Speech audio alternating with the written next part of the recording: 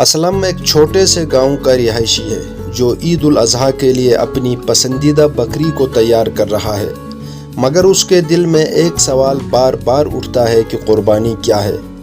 کیا یہ صرف جانور ذبح کرنا ہے یا حضرت ابراہیم علیہ السلام کی طرح اپنی سب سے عزیز چیز کو اللہ کی راہ میں پیش کرنا ہے؟ آج ہم کیا قربان کر رہے ہیں؟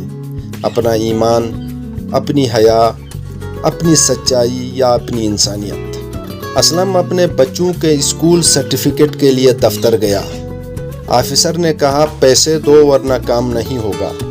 اسلم نے سوچا کیا ہم ہر روز اپنا ایمان رشوت کے ہاتھوں قربان کر رہے ہیں؟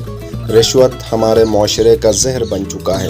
بازار میں اسلم نے دیکھا کہ جھوٹ ہر دکان پر بک رہا ہے۔ ایک دکاندار جھوٹی قسم کھا کر ناقص مال بیچ رہا ہے، دوسرا دودھ اور اشیاء خوردونوش میں ملاوٹ کر کے لوگوں کا حق کھا رہا ہے۔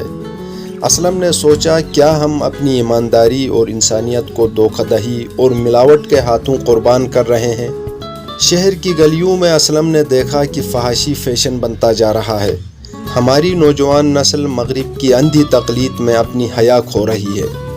اسلم نے سوچا کیا ہم اپنی پاکیزگی کو اس فیشن کے ہاتھوں قربان کر رہے ہیں؟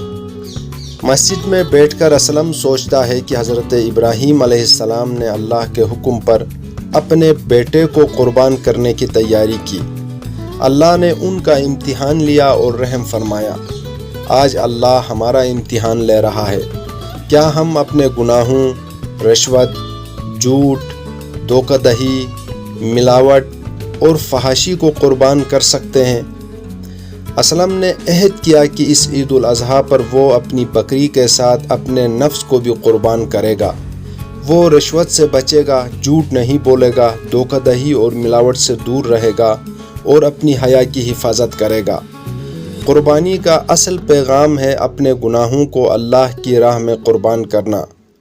اسلم کی طرح ہم سب کو عہد کرنا ہے، اس عید الاضحیٰ پر ہم رشوت، جھوٹ، دھوکہ دہی، ملاوٹ اور گناہوں سے اپنی زندگی کو پاک کریں گے۔